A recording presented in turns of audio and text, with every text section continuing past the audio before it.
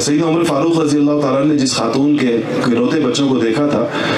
तो जब आप सामान बैतुल माल से उठाकर जा रहे थे उनके पास,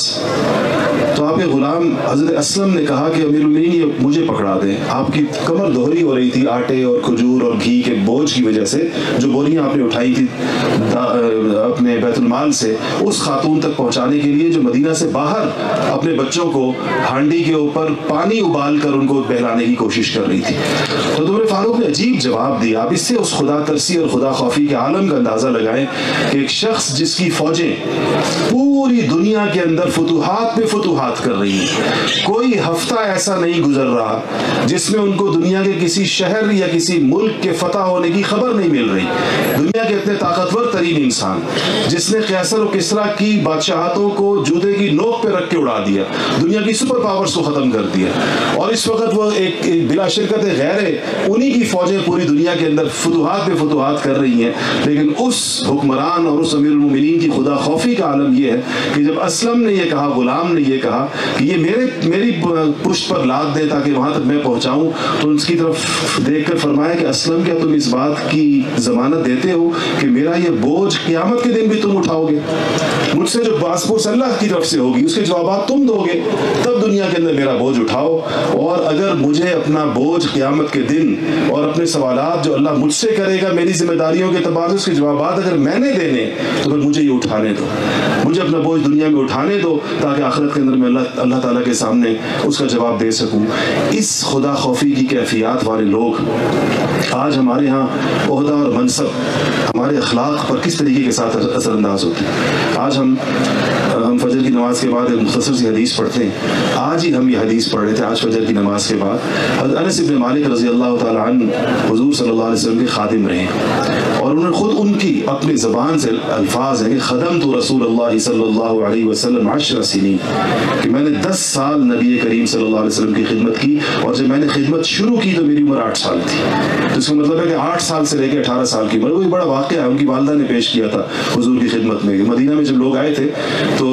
जब हुज़ूर तशरीफ़ लाए थे, तो अहले मदीना ने आपको तोहफे दिए थे। तो सीरती किताबों में लिखा है कि सबको जो जिसके पास था तोहफा दिया। तो हज़रत अनस की वालदा जो एक बेवा थी, उनके पास अपनी गुर्बत की वजह से कोई चीज़ नहीं थी पेश करने की। तो उन्होंने इधर उधर देखा, कुछ मिला नहीं घर में, तो अपने इसी 8 साल बच्चे को लेकर हुज़ूर के पास हाजिर हो गई और ये कहा कि या रसूलुल्लाह सल्लल्लाहु अलैहि वसल्लम, आज मदीना में लम यब्क़ा रजुलन वला इम्राअतुन, कोई मर्द भी नहीं बचा, कोई औरत भी ऐसी नहीं बची पूरे मक्का और पूरे मदीना में जिसने आज आपको कोई तोहफा ना पेश किया हो आपकी तशरीफ आवरी के ऊपर। अरब रिवायत थी। तो कहा कि लेकिन मैंने अपने घर में देखा रसूलुल्लाह, मुझे कुछ मिला नहीं आपको, इल्ला इब्नी हाज़ा, इस अपने इस बच्चे के अलावा, तो मैं इसको लेकर आ गई हूँ कि आपकी खिदमत करेगा। 8 साल का बच्चा कोई खास खिदमत तो नहीं कर सकता, लेकिन बस एक सादत थी, सोहबत उनको मैसर आ रही थी। तो 8 साल से था, तो उसमें उन्होंने फरमाया कि नबी करीम सल्लल्लाहु अलैहि वसल्लम ने इन 10 सालों में जो मैंने खिदमत की खादी, कभी मुझे डांटा नहीं कभी किसी काम के न करने के ऊपर। तो शुरू से ये नहीं पूछा कि ऐसे क्यों नहीं किया, और किसी गलत काम के कर देने पर, गलती हो जाने पर इस पर नहीं डांटा कि ऐसे क्यों किया। और अगर किसी और ने भी मुझे डांटा किसी बात के ऊपर, तो मुझे उसको आप सल्लल्लाहु अलैहि वसल्लम ने तलकीन फरमाई कि छोड़ दो कुछ। अब आप बताएं कि ये आप नबी करीम सल्लल्लाहु अलैहि वसल्लम की मनसब को देखें और एक खादिम के साथ मामले को देखें, और हम अपने आप को देखें। हमारा भी मामला पड़ता है लोगों के साथ, अपने छोटों के साथ, अपने खादिमों के साथ भी पड़ता है, औलाद के साथ भी पड़ता है,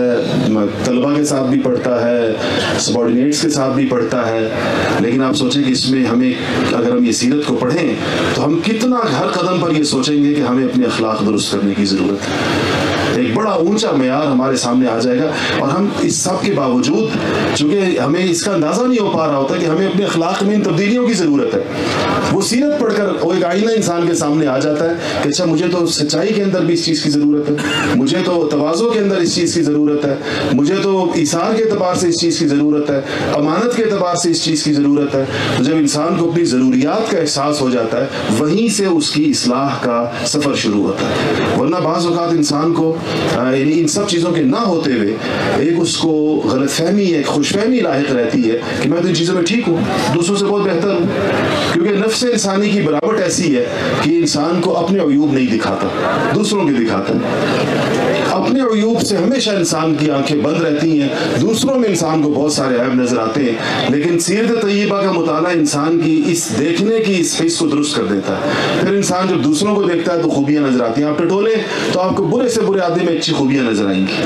اور آپ اس کو اسی خوبی کے اعتبار سے اگر آپ لیتے ہیں اور اس کی حوصلہ افزائی کرتے ہیں تو بالآخر آہستہ آہستہ اپنی خامیوں سے نکل جاتا ہے۔ اور اپنی خامیوں پر جب انسان کی نگاہ رہتی ہے تو آہستہ آہستہ انسان کو ضرور اللہ تعالیٰ اس میں ان خامیوں سے ایک ایک کر کے اس کو پاک کرتا رہتا ہے۔ اسی عمل کو تزکیہ کہا گیا جو حضرات صحابہ کی زندگی کا ایک اہم ترین کام تھا۔ نبی کریم صلی اللہ علیہ وسلم کے کاموں میں سے کام تھا وہ یزکیہم کہ آپ نے ان کا تزکیہ کیا، ان چیزوں سے نکالا ان کو، یہ شہرت کی خواہش سے،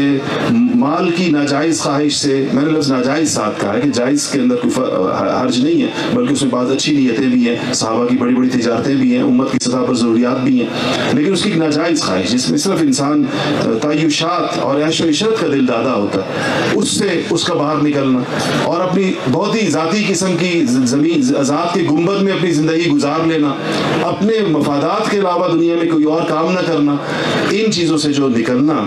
خاص طور پر جب انسان رسمی تعلیم کو پورا کر لے۔ ہمارے ہاں جب بچہ چھوٹا ہوتا ہے تو ہم سے کہتے ہیں تم پڑھ لو گے تو ٹھیک ہو جاؤ گے۔ اب جو پڑھ چکے ہیں وہ کیسے ٹھیک ہوں گے جن کی مزید تعلیم باقی نہیں؟ بلکہ ہم بہت سارے بھی اس میں ہیں جو ہمارے آپ جو نوجوان بیٹھے ہیں، کئی ٹیوشنز آپ بھی پڑھاتے ہوں گے، کوئی 9th ہمارے جو لوگ ڈگری کر رہے ہوتے ہیں گریجویشن کے ساتھ ہی، کوئی 9th 10th کو پڑھا رہے ہوتے ہیں، کہیں نہ کہیں استاد ہوتے ہیں۔ تو اس اعتبار سے اس بات کی جو ضرورت ہمیں اپنے اندر محسوس ہونی چاہیے، وہ اس کا جو ہمیں سرا ملے گا اصلاح کا، وہ نبی کریم صلی اللہ علیہ وسلم کی حیات طیبہ کی تفصیلات کو ایسے کسی استاد سے آپ پڑھیں جو صرف آپ کو لیکچر دینے پر اکتفا نہ کرے، بلکہ وہ ان کا درد دل بھی ہو، خود ان کی ذات کے اندر وہ دعوت ضرور موجود ہو کہ جب آپ اس کو پڑھیں تو آپ کو اس پر عمل کرنے کا شوق پیدا ہو۔